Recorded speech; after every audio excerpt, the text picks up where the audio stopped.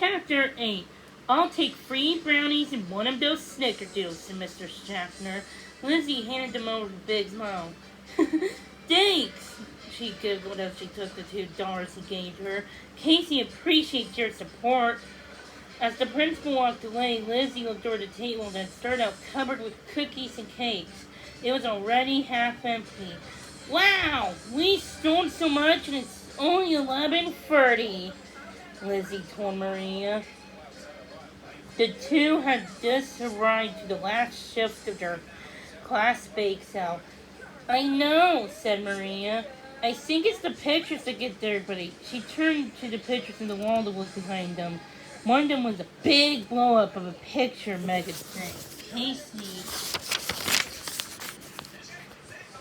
looked like a real hero standing at attention in her orange vest. There was also some smaller pictures that the girls had taken of Scout practicing her puppy runaway. On either side of the pictures were blow-ups of Casey's emails. And Maria had drawn a map of Mexico with a star showing the place where the earthquake had happened. Over the world was a display was a banner that read, Help Miss Abson's class support Casey.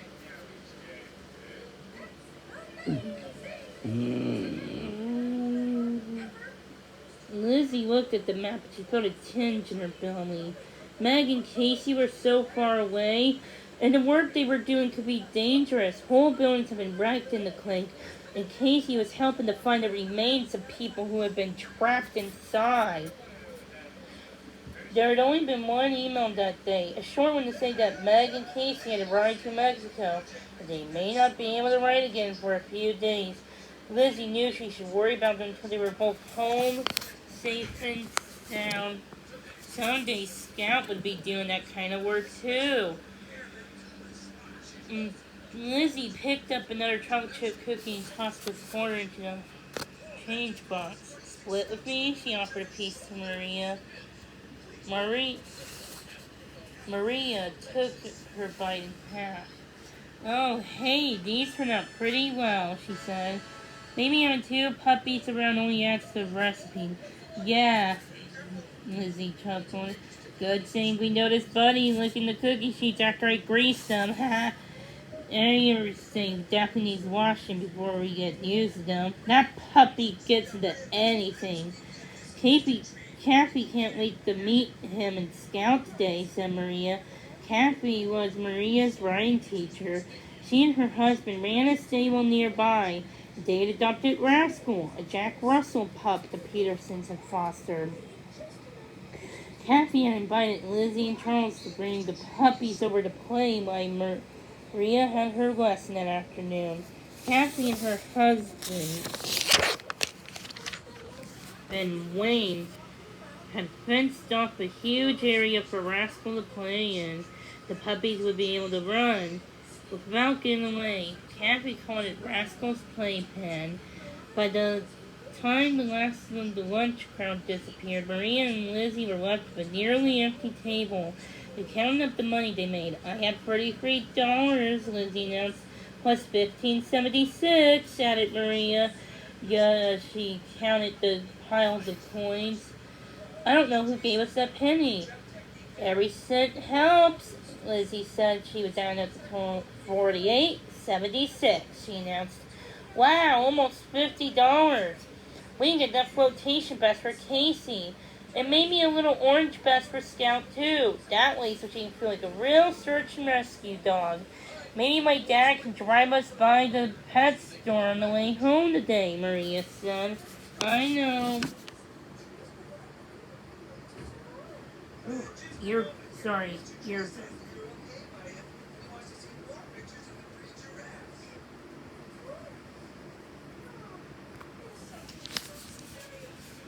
Casey and Meg won't be back for a while, so it'd be nice to have presents ready for them when they're home.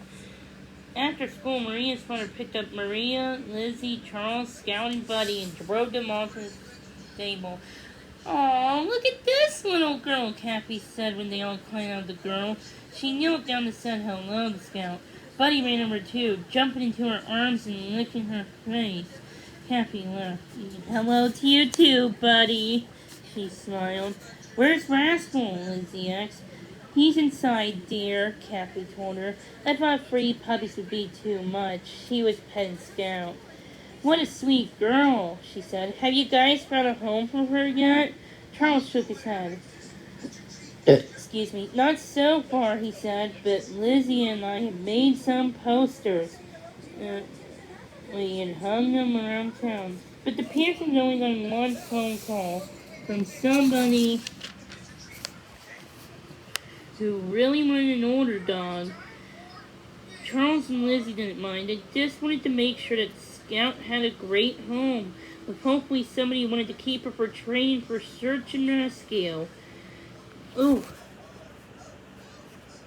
Mag had promised to help when she got back from Mexico.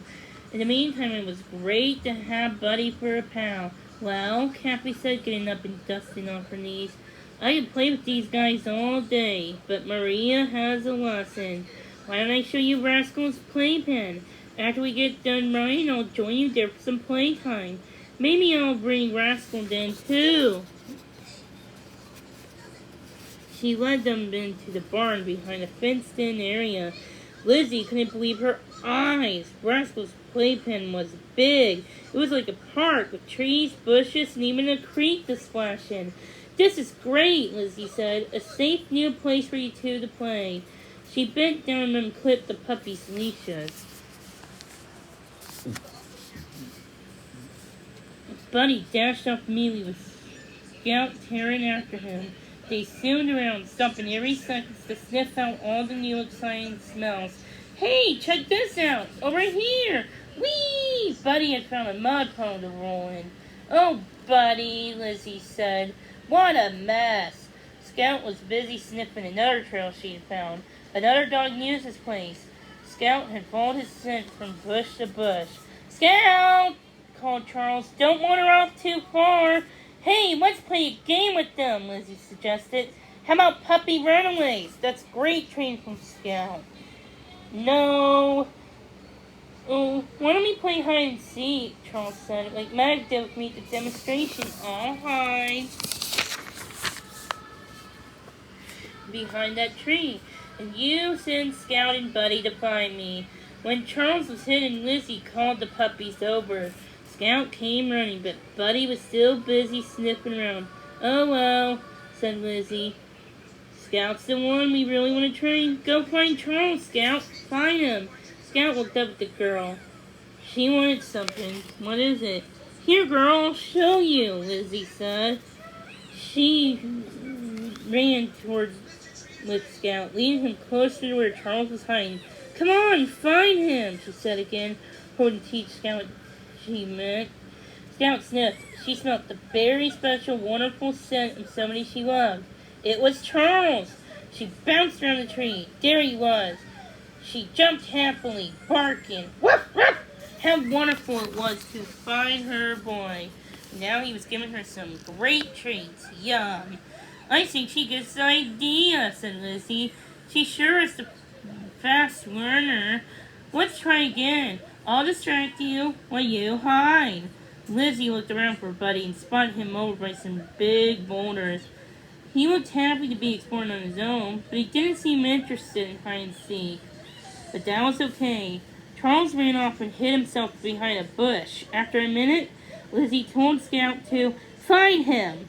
Scout took off like a rocket, straight for the bush. Hide and seek with Scout was so much fun. Charles hid again. Then Lizzie hid twice.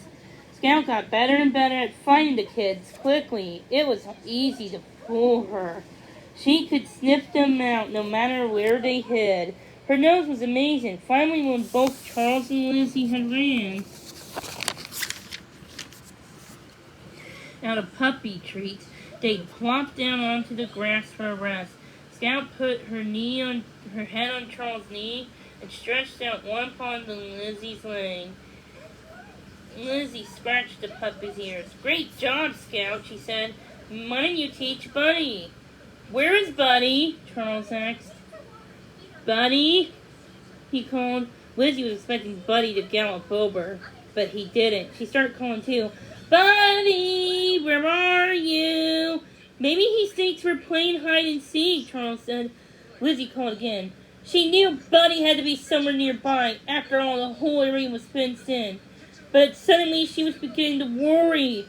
How could she let him wander off?